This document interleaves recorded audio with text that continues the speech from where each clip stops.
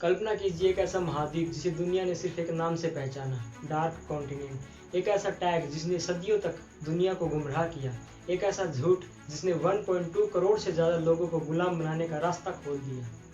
क्या आप जानते हैं अफ्रीका, जिसे अंधेरे वाला महाद्वीप कहा गया, एक समय वहाँ ऐसा साम्राज्य था जिसकी बेहिसाब दौलत ने मिस्र की अर्थव्यवस्था को हिला दिया था। तो फिर सवाल ये उठता है, क्यों और किसने अफ्रीका को एक कलंकित नाम दिया, और कैसे ये एक झूठ पूरे महाद्वीप के इतिहास को निगल गया। आज हम उस सच का पर्दाफाश करेंगे जो दुनिया से छुपाया गया।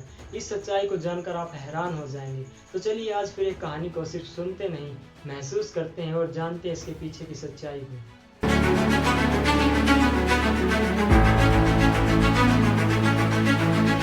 यह कहानी 19वीं सदी से शुरू होती है, जब यूरोपीय देश दुनिया भर में अपने उपनिवेश बना रहे थे। जब वे अफ्रीका पहुंचे तो उनके लिए अफ्रीका का अंदरूनी हिस्सा एक पहेली जैसा था। ऐसा इसलिए था क्योंकि महाद्वीप के अंदर बड़े बड़े रेगिस्तान थे, नदियां नाव चलाने लायक नहीं थी और रास्ते भी बड़े मुश्किल थे।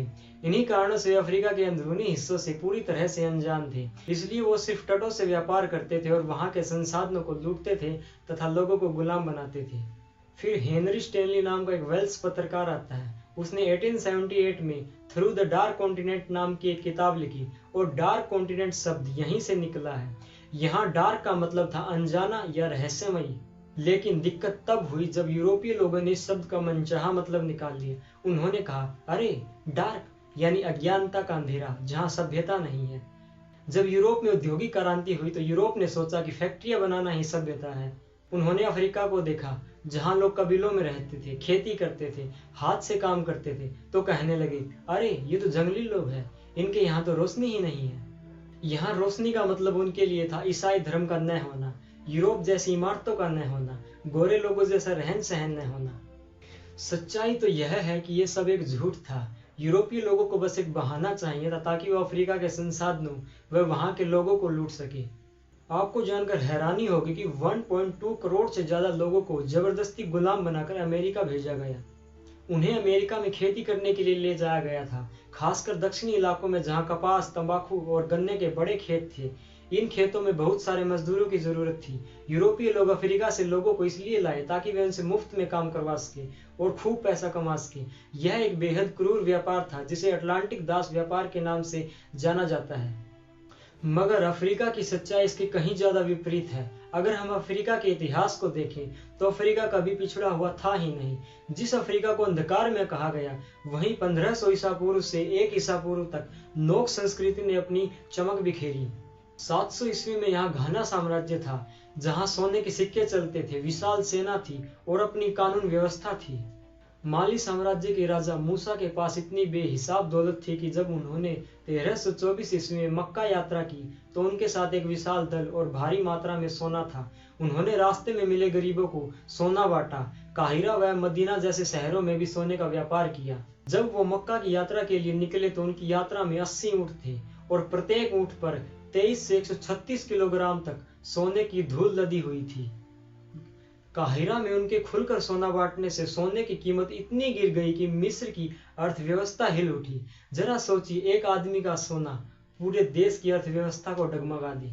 फिर भी यूरोपीय लोगों ने जानबूझकर इस इतिहास को छिपाया ताकि वो खुद को सभ्यता का मसीहा बता सके। सोचिए, अगर कोई विदेशी आज भारत आकर कहे, अरे ये तो अंधेर नगरी है, यहाँ के लोग तो जंगली हैं, सिर्फ इसलिए क्योंकि उसे आपकी भाषा समझ नहीं आई या आपके रीति रिवाज उनसे अलग है।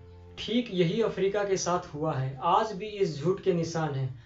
बर्लिन सम्मेलन के दौरान यूरोपीय शक्तियों ने अफ्रीकी जनजातियों और राज्यों की इच्छाओं, रीति रिवाजों या राजनीतिक सीमाओं की परवाह किए बिना अफ्रीका महाद्वीप को विभाजित कर दिया।